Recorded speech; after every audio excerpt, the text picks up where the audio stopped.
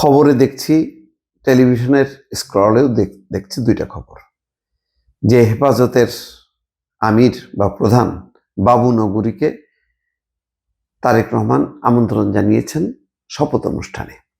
চরমোনাইয়ের পীর, ইসলামী আন্দোলনের প্রধান বা আমির, তার বাসায় যাচ্ছেন তারেক রহমান।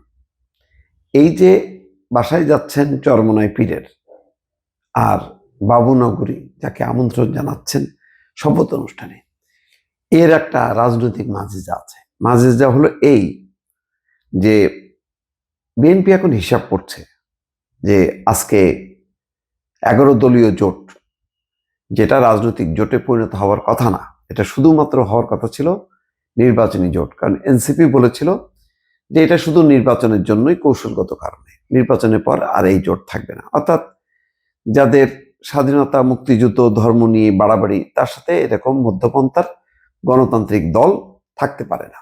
কিন্তু এগুলি সবই ছলনা, এগুলি সবই হচ্ছে কলা কৌশল। তারা একই বৃন্তে নানা রকমের ফুল, সেই ফুলের একটা হচ্ছে এনসিপি।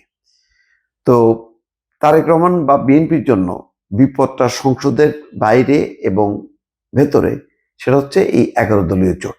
বিএনপি একা একা আর কত ফাইট করবে? একা ফাইট করে আজকে তার যেই আসন সংখ্যা যথেষ্ট, তারপরও বলা হয় যে 69টা আসনে তাকে বিদ্রোহী প্রার্থী ছিল বিএনপি, সেইখানে মোকাবেলা করতে হয়েছে তার দলীয় প্রার্থীদের। ফলে 22টা আসন, আরো অন্তত 22টা আসন যুক্ত হইতে পারত, অর্থাৎ বিশাল ভিক্টরি হইতে পারত।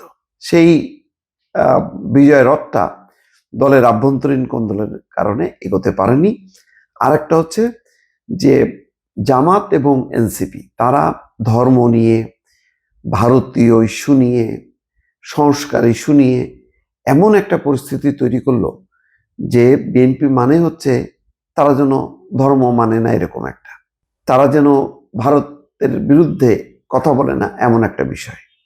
তো এই সমস্ত ইস্যুগুলোকে, এবং সংস্কার মানে না, এইসব ইস্যু নিয়ে তারা এমন তোলপাড় শুরু করলো। আর সবচেয়ে বড়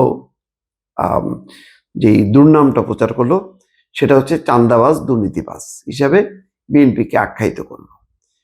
তো এইসব প্রচারে একেবারে তারা যেভাবে সয়লাভ করলো, এবং নির্বাচনের পর ওই শক্তিটা পরাজিত হওয়ার পর এখন এনসিপি দরকার জামাতকে, জামাতের দরকার এনসিপি। তাহলে এই জোটের বাইরে এই যে মিথগুলো ধর্মকে ঘিরে, অন্যান্য আরো যে রাজনৈতিক বিষয়গুলিকে ঘিরে, বিএনপি এখন এই জন্য তার দলের বাইরেও অন্য বড় রাজনৈতিক শক্তি বা জনসমর্থন আছে এমন বিষয়গুলো তারা চিন্তা করছে। সেই হিসেবেই আমার ধারণা যে ইসলামী আন্দোলনের যে প্রধান চরমোনাই পীরের বাসায় তিনি যাচ্ছেন। এই যাওয়ার মধ্য দিয়ে যদিও এই দলটা কোনো আসন পায়নি, কিন্তু সারা দেশেই তাদের একটা উল্লেখযোগ্য সংখ্যক ভোট আছে। তাদেরকে উজ্জীবিত রাখা, বাবু নগরীকে সম্মান জানানোর মধ্য দিয়ে এই শক্তিগুলোকে ভবিষ্যতে যেই জোট, জামাত এবং এনসিপি জোট, এই জোটকে মোকাবেলা করার জন্য একটা তাদের তারেক রহমানের একটা আমন্ত্রণ, এটা বলা যায় দর্শক।